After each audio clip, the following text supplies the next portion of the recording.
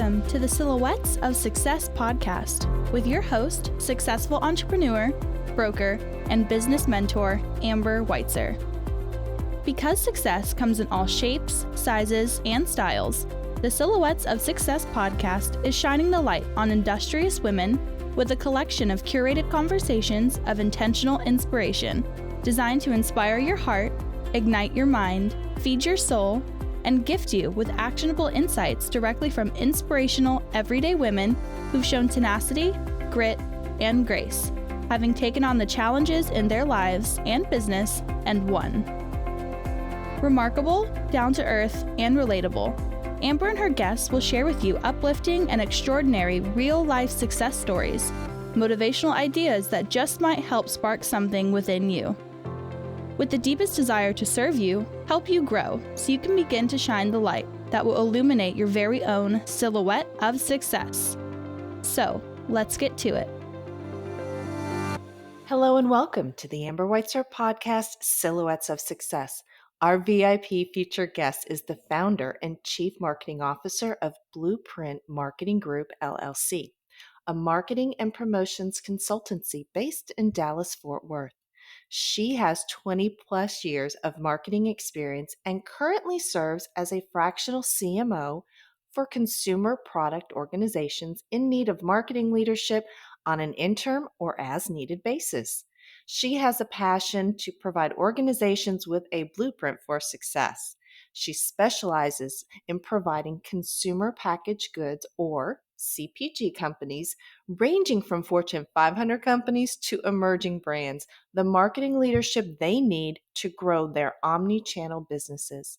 She advocates for small and minority-owned businesses and serves in several leadership roles with nonprofit and corporate organizations.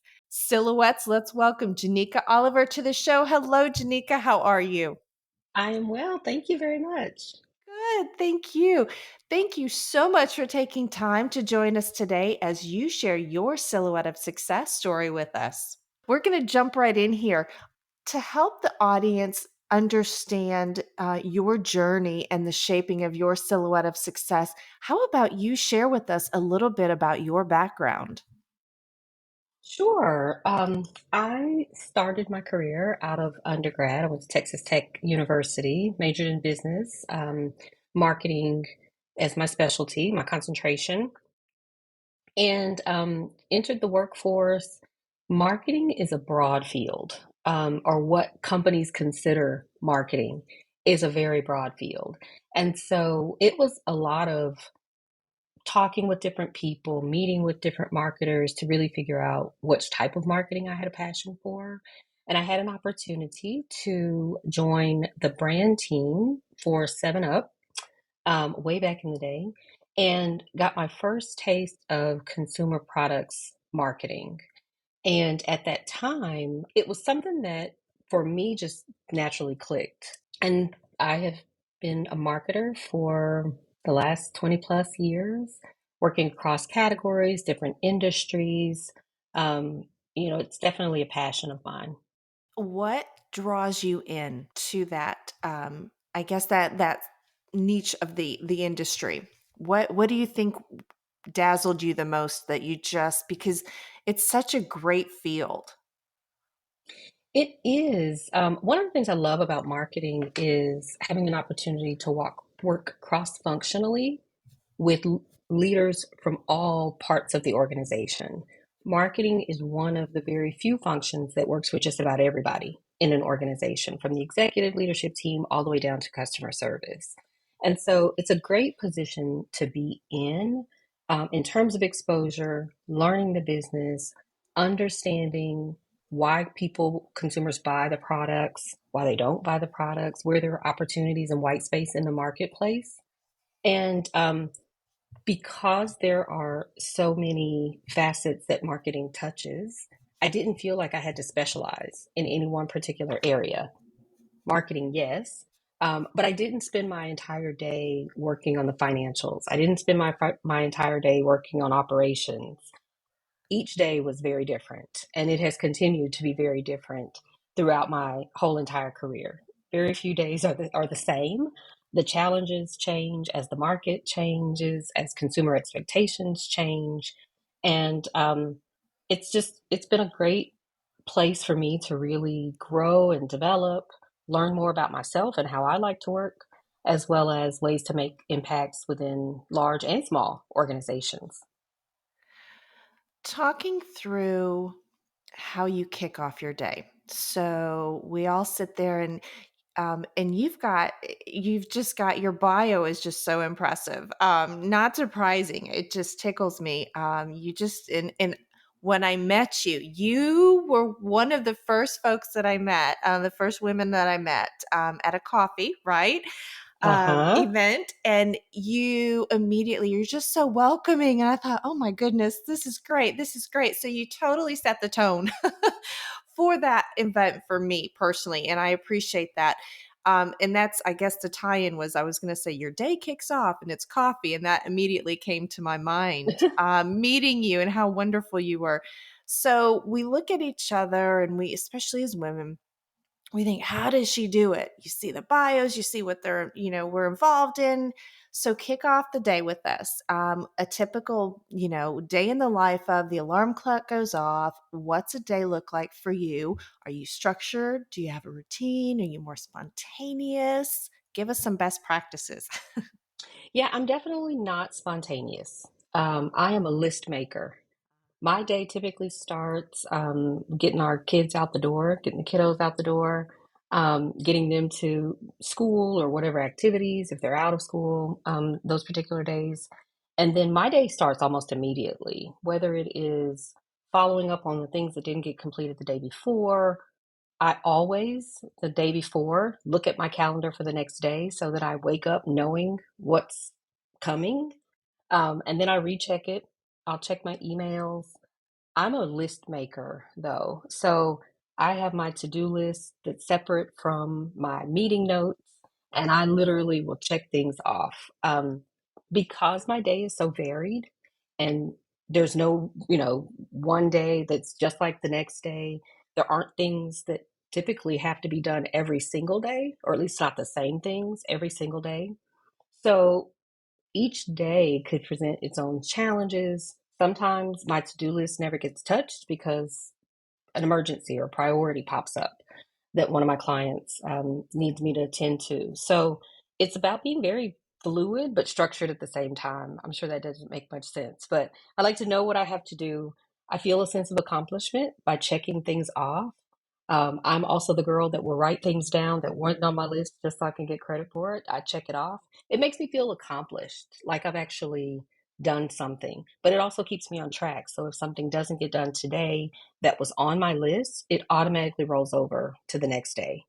And that's the way I'm able to kind of manage my time. Working as a fractional consultant, there aren't hard, deadlines for a lot of things. There are things you're expected to complete and deliverables, and typically there are teams of people, or I have direct reports on some of my client accounts, and so they're waiting on things for me. And because I'm not dedicated to any one client or business, I have to be really good at managing my time to ensure that even the people who have a smaller fraction of my time feel as if they're getting the level of support that they need, whatever that is. So it just requires me to be very organized, very focused when I'm working on something, and making sure I'm hitting all of my deliverables. 1000% that makes sense, or at least I can relate to that. And it's interesting as you were, I wrote down, questions to follow up because sometimes I want to, yes, I've got the standard questions, but I've got to get these in the moment. And I was going to ask you, do you have that sense of accomplishment? But I had gratification, that when you get to actually physically check it off that list. I That's do. awesome. Yeah. Yeah, I do. How about the flip side? Do you give yourself some grace if things don't get accomplished? How do you kind of, deal with that for yourself on the to-do list? I think the to-do list helps me not get bogged down in what didn't get done. Yeah. Because I have visibility into it. It's one thing to not get something done because you forgot about it, or you weren't aware that something was needed. Those are the things where I tend to have to give myself a little bit of grace, because you wonder, did I miss something? You know, how did I not know that this was due on this date? But for things that I have written on my list, if they don't get accomplished, I know, or at least not that day, I know that that will be the first thing that I do the next day. Those things become priority. And honestly, if they roll over a couple of days, then I pull out the highlighter. That's Mm. absolutely the thing that needs to get done. So, there is a bit of method to the madness, but the checklist in and of itself is intended to keep me on track. If there is something that, is due by end of day today, that's not going to be one of the things that rolls over to tomorrow. It's typically the softer things that it needs to get done.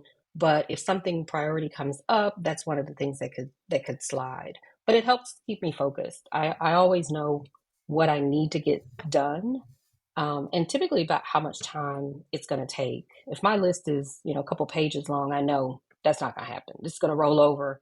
But I like to try to make sure that the important things get done and they get done first. And if they don't, I make a plan for when they are going to get done. So it helps keep me on track. Who do you, or maybe it was a what, most influenced you as you embarked on your career path? I have had so many fantastic mentors throughout my career. I fully believe that they were sent to me at a time that they were needed most. Their particular skill, their particular advice, their particular experience was needed most in my career.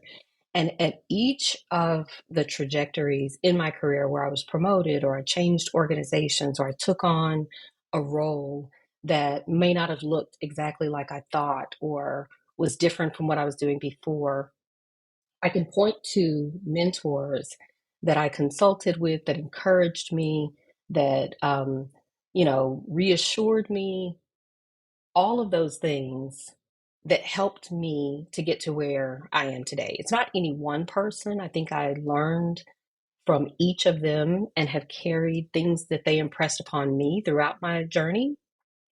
And those are the people that I credit, particularly when I run into them again, or when I see them, or even in my own leadership style.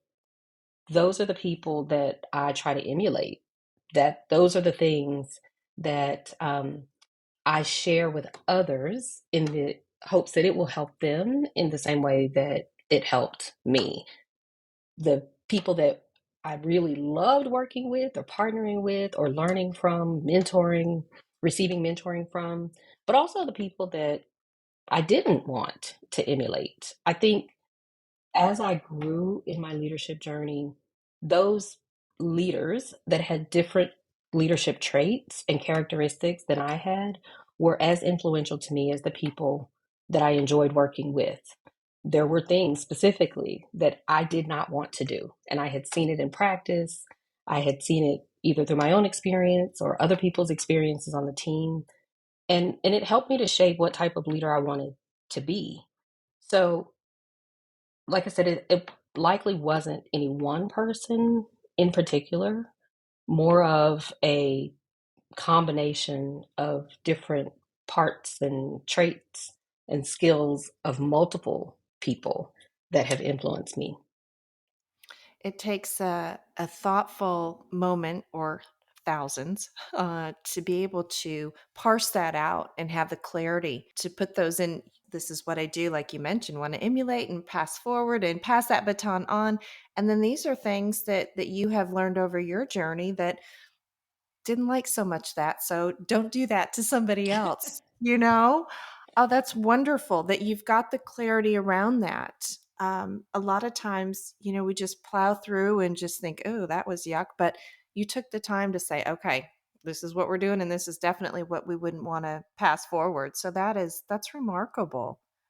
Thank you. Remarkable. What do you is if there's something you can think of, wish that maybe someone would have told you before you embarked on your professional journey?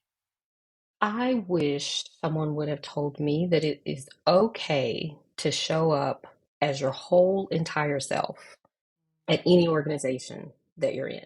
I honestly feel like earlier in my career, some of the people that I worked with didn't get the full me. I wasn't comfortable bringing my full self into the workplace, whether it was bias, gender or otherwise. The organizations that I worked in, there weren't very many people that looked like me. When I entered the workforce, I was very young. I graduated high school at a young age, graduated college at a young age. And so when I entered the workforce, the majority of the people that I was working with were much older than me. And I was very insecure about the age difference or the perceived age difference. I wanted to fit in. I wanted to be accepted by the people that I worked with. And oftentimes I was leading teams of people that were older than me. So there was a bit of imposter syndrome early in my career. I also became very protective, is likely the word, of my personal life and not allowing that to flow over into my professional life. It was hearing from other people how things impacted their climb up the corporate ladder or the perception that certain things climbed up the corporate ladder. And I just didn't want any of those things standing in my way. I will say, however, that continued through most of my corporate career. There was always a carrot, another rung on the ladder that I was trying to make it up to the next level, get promoted to this, do this. And in doing that, there were spoken and unspoken expectations of what leaders look like, the things that they do, how they show up at work. And I took those things to heart. It wasn't until I started my entrepreneurial journey that I was able to free myself, if you will. I didn't feel I had to conform. And I honestly believe that the environment and the culture of my organization is whatever I make it. And so I'm less concerned about what people think of my personal life or even the professional decisions that I have made up to this point. It's been very liberating. It wasn't something that I expected to get out of entrepreneurship. I hadn't expected to be an entrepreneur.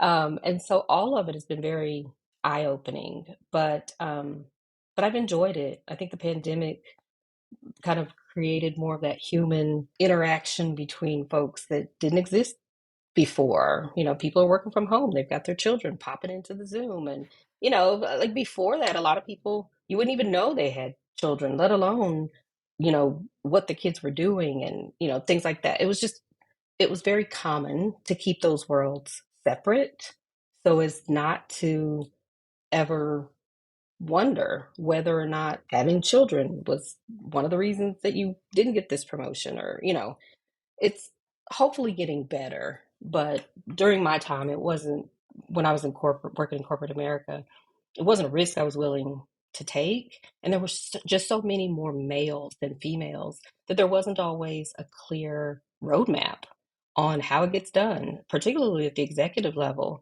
So there wasn't anyone who had gotten there to be able to say, it's okay to leave and go pick your kids up, or it's okay to say, I'm going on a field trip, I'm going to have lunch with my child. Those things were not visible to me for a large portion of my career. And so I think I missed out on some of those things pretty early on and likely would have continued had I not left the corporate world. I would say that I can relate to that, but there's so much deprogramming that you start to recognize when you do go independent or you're an entrepreneur or business owner or, or just, wake up a little bit sometimes. But it comes with that life experience and wisdom that you just shared that you experienced on your journey. Absolutely. And it's been a great journey. My Yeah. kids have helped as well. When I first started my entrepreneurial journey, I jumped in like with both feet. I was the room mom for both kids' classes, all the things that I felt that I had not fully embraced or explored or experienced when I was laid off. I was like, this is the perfect time. I had given a lot of my free time, my family time, my personal time to my job. And I was very closely tied to what that looked like. A lot of my identity was interwoven with my corporate accomplishments. And so when I didn't have that anymore, it really caused me to look at where I am, what I'm doing, what I want to be doing. And spending time with my kids was, and my husband, was at the top of that list. So I took the opportunity to experience it, especially during the time when they still want me to come have lunch with them and do those things. So I try to remember that, Yes. um, so as not to get too busy, to enjoy the flexibility that entrepreneurship for a lot of people provides. And that's one of the reasons why I wanted to continue down this path as opposed to going back into the corporate world, at least not at this time. Well, let's just segue right into this. Let's talk about your company. Tell us more. Tell us about the inspiration that led you to create and launch Blueprint Marketing Group LLC. I'm excited to hear about what you do and where it all came from. So the company was actually formed many years before I was working full time in the business. I had been working with smaller organizations, oftentimes, folks through my church or nonprofits, people who had or were starting a business, and they would hear that I'm a marketer and they immediately, need help. And marketing is one of those things I love to say is kind of squishy. It's not always 2 + 2 = 4, like some things. And so I found myself helping, either donating my time or consulting with organizations. And I set up a company more for those smaller clients, not thinking it was something that I was ever going to do. And the name actually came from what I was doing, which was helping them to establish either their brand, understand their target. It was providing a blueprint for them for their specific organization, not their competitor's organization, not the company that they came from before, but what is your organization's unique DNA? And how are we going to bring that to life? How is it going to show up to your customers?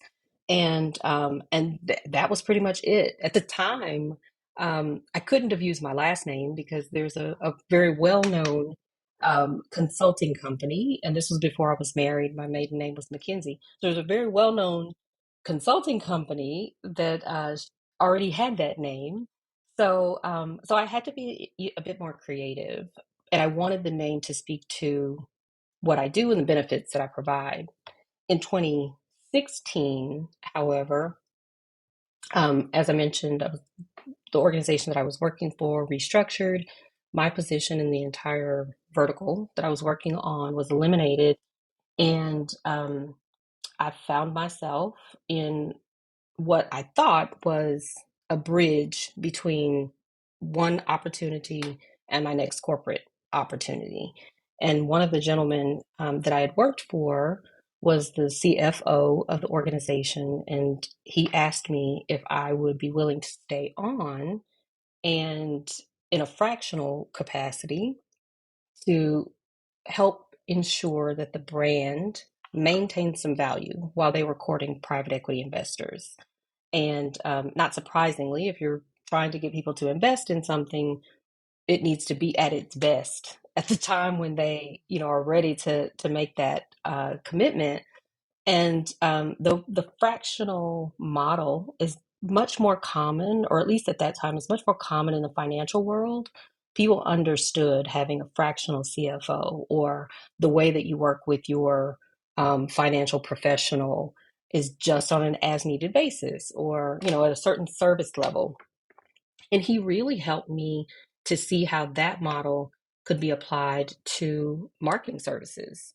So I stayed on, and over time, as I was talking with people about what I was doing and what I wanted to do, I got more referrals from my network and people who were vacating their CMO role and recommended me to come in while the organization was looking for or identifying the next CMO.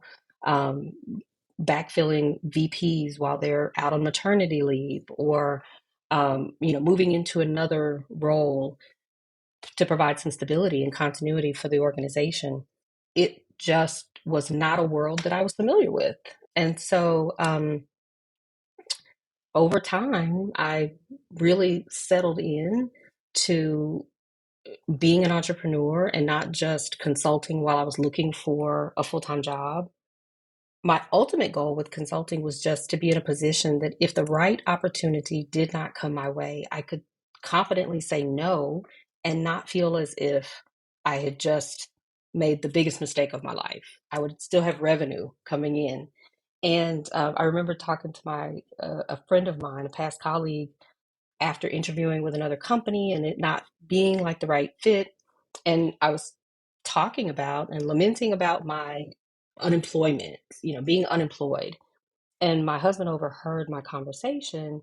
And afterwards, he was like, "Why do you keep saying that you're unemployed? You've been self employed from the day you walked out those doors, and you have not missed a beat." And I just hadn't thought of it that way. And at that very moment, I let myself off the hook. I didn't apply for any more jobs. I focused on building this business, or at least giving it a fair shot.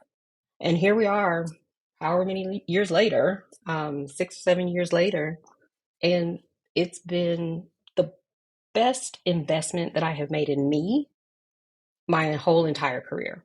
It's spectacular. And you know what? Going back to what you just shared about your husband pointing that out, isn't that amazing how we just sometimes get so close to it and it takes a loved one or someone in our support system to just say, wait, wait, wait. Good for you. Absolutely. It wasn't, I know there are people who, have an entrepreneurial spirit. They want, they dream of a day that they could let go of their day job to pursue something else. Marketing is my something else. It's what I love to do. It's the one thing that I would do if I couldn't do, if I can't do it for this company, I'll do it for another company. It's not like I had some other career path that I wanted to go down. And so I never entertained it. I loved all things corporate. It was virtually all that I knew. And even when I had that itch for entrepreneurial endeavors, there was typically an initiative within the organization. I was launching a new brand or starting a new program or, something within the organization that would satisfy that need. So in my mind, it was the best of all of the worlds. It was the thing that I thought I was going to do until I retired. I just hadn't envisioned it in this way. And so it took me getting out there, doing it, and then having someone reshape and reframe the way that I was thinking about it for me to really fully embrace it. And once I did that, not a lot changed for me other than I stopped applying for jobs. I stopped, entertaining the calls from recruiters. And I just focused on identifying my ideal customer. Who do I want to work with? What is my value proposition? The same things that I was doing for organizations for many years. And that year I had my very first planning session by myself for my company. And it was interesting. It was an interesting process to go through, but it crystallized for me what I wanted to do and what I didn't want to do. I didn't want to be the one-stop shop of marketers. There are things that I do well. There are areas that I deliver true value. And those were the things I wanted to lean into. And for organizations that are growing and can't yet afford to have the full expense of a chief marketing officer on their P&L, but they need executive thought leadership. They need someone with experience to lead their more junior members on their team. Maybe they don't need to see you all day, every day, but they need access to you. That's how the fractional model comes to life. Whether it's for a defined period of time, I've had engagements that lasted multiple years. That was their staffing model. And I would support them until they get to a point where they are able to bring someone on full time. And that's not a part of my model. So at that point, I typically will help them identify the right resource. By that point, I've scoped the position, I onboard their talent, and then I move on. And so it's really liberating to see when you've had an opportunity to make an impact on an organization. But my intent is never to be at that organization forever. It's usually an interim, and sometimes interim is a couple of months, sometimes it's a couple of years, but it serves a need for the organization. The way that you are sharing this is so uplifting. I can hear it in the tone of your voice, and just the joy that you and satisfaction that you receive. You sure do sound very fulfilled in what you do. It's amazing. It's Thank you. amazing. I absolutely am. I am. It's I think it's reaching the ultimate rung on the ladder. There's no more promotions for me. There are no more getting to the next level. I am there, and now I get to just focus on the fun stuff, which for me is just the work. There are still new challenges. There are still things I learn just about every day, but it's much less about waiting for someone else to applaud my efforts or tell me that I've done a good job. I no longer have that need specifically, or not in the same way that I had when I worked in corporate America. It's more of the personal satisfaction or the results that are delivered to the organizations. So it's different, and I like it. Well, you just nailed one of the questions I was going to ask you. So there you go. Love it. I love it when it just flows and it's like, okay, there's the question, there's the answer before you get the question. So how just uplifting. I mean, it just you just bring light over the airwaves here, listening to you share what you do in service to others, but it brings you just joy and of course, revenue. That's important. That's So, important. Yeah. yeah, that's important. You have shared with us some great things about when we were talking earlier on the mentor realm. We all crave great resources that might help inspire, uplift, expand our minds, and ITs sometimes just get us through the day. Do you have anything that you'd like to share with the audience, a favorite book or resource? And if so, what makes it a favorite? On my entrepreneurial journey, one of the things that I realized was that my network was not the network of an entrepreneur. My network, my professional network, was much more representative of my corporate life. And so when I had new experiences, I won't even necessarily say they were always challenges, but when I faced things in my business that I needed someone or wanted to bounce ideas off of someone, I quickly realized that the people that were in my network oftentimes couldn't relate. So I had to find different community. I had to find different resources for my business. Even on the professional side, agencies that I had worked with, researchers that I had worked with. When I was started working with smaller companies, smaller brands, those resources were not the right fit. And so I had to change the way I was used to doing things and find partners that I could call on behalf of my clients. And so, particularly the smaller clients, my corporate organizations, it was a perfect fit. But for smaller clients, they weren't the right size, they weren't the right fit. And so I had to expand my network and almost create an additional network that I could tap into more for my business than my client's business. And that's where the Women's Business Council came in.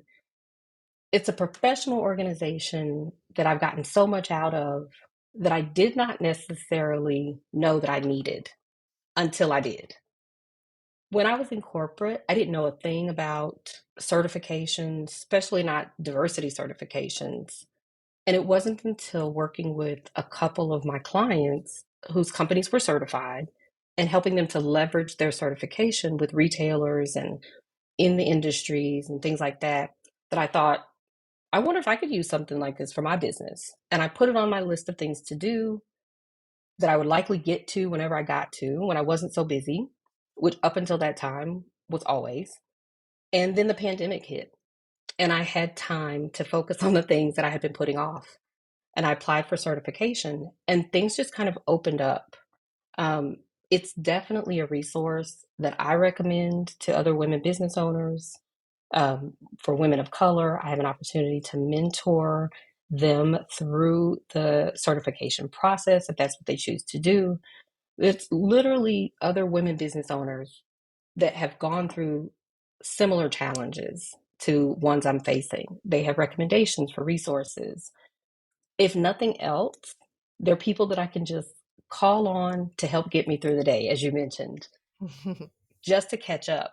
It's kind of, that sanity check that if you've not been on an entrepreneurial journey, you might not quite understand. And so that's been one of the best resources for me.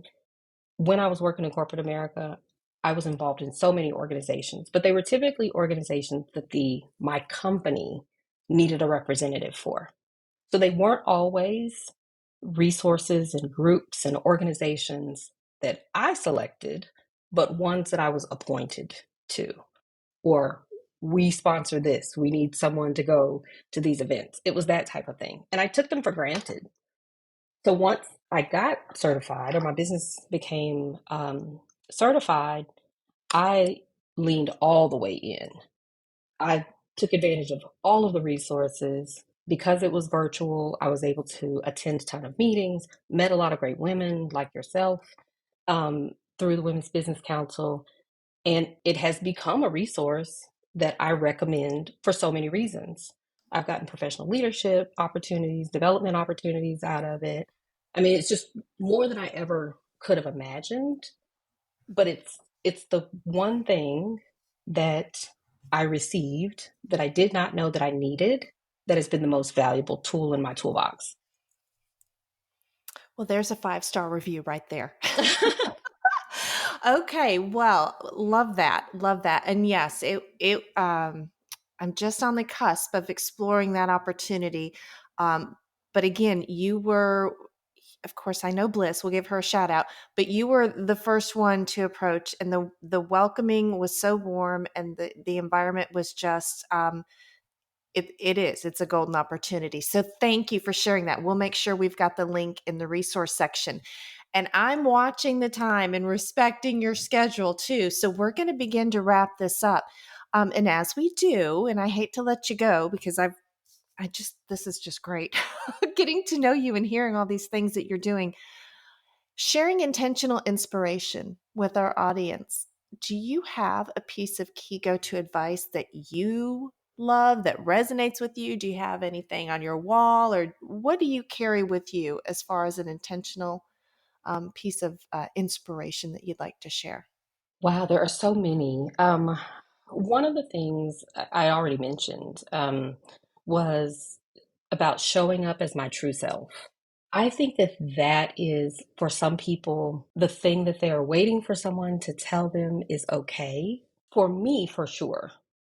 Once I no longer had those lines that I had to color inside of, I didn't have the biases, the perceptions I had to conform to, things I needed to watch out for. It took a lot of pressure off. Just being able to be myself, to be able to be funny and not, and still be taken seriously.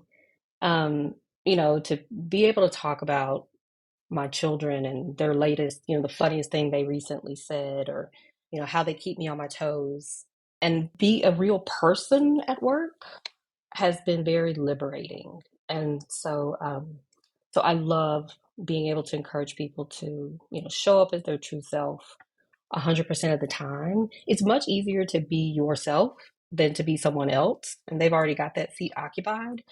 So, so that's been one of the things that I remind myself of, particularly on days when it's feeling quite stressful, or I feel like I'm trying to fit into some mold. Usually the things that are hardest for me or take the most time is when I'm doing it someone else's way and I'm not being authentic. And when I remind myself of that, like, magically things just seem to start falling into place. It's weird, but I'm sure that there's something there. Someone smarter than me already knows what the connections are. But I have stumbled upon it, and I am a firm believer that it's much easier when I just do it my way. Outstanding. Love that. Love that. All right, milady, the stage is all yours here. Where can our audience go to find and connect with you on your socials and or support you in your continued success? Yeah, so my website is www.blueprint-mktg.com. That's where you can learn more about my fractional CMO work. Or you can connect with me on LinkedIn at linkedin.com/in/Jenica Oliver. Perfect. All right, milady, we'll be sure and include all of those in the resource section as well. Jenica, it has been an honor. I absolutely just am overjoyed hearing your enthusiasm and everything you've got going on. Thank you so much for sharing a portion of your Silhouette of Success story with us today. You are a genuine light for us all. Thank you so much for having me. This has been fantastic. I always appreciate anytime anyone wants to hear anything I have to say. So thank you, thank you, thank you. Well, it's a joy. I have 2.5 pages of notes, so definitely I loved what you had to say. All right, milady, until next time, thank you. Thank you. Thank you for joining us on this episode of the Silhouettes of Success podcast. If you enjoyed the show, make sure you subscribe so you don't miss out on all the new episodes. We are here for you and with you. We encourage you to share this podcast on all your socials and pass on the light to help illuminate another silhouette of success. To find out the latest ways to inspire your heart, ignite your mind, and gain actionable insights, subscribe at thesilhouettesofsuccess.com or connect with us on Facebook, LinkedIn, and Instagram. We're grateful that you've tuned in. Remember, you are exactly where you need to be, right here with us. This is the Amber Weitzer podcast, Silhouettes of Success.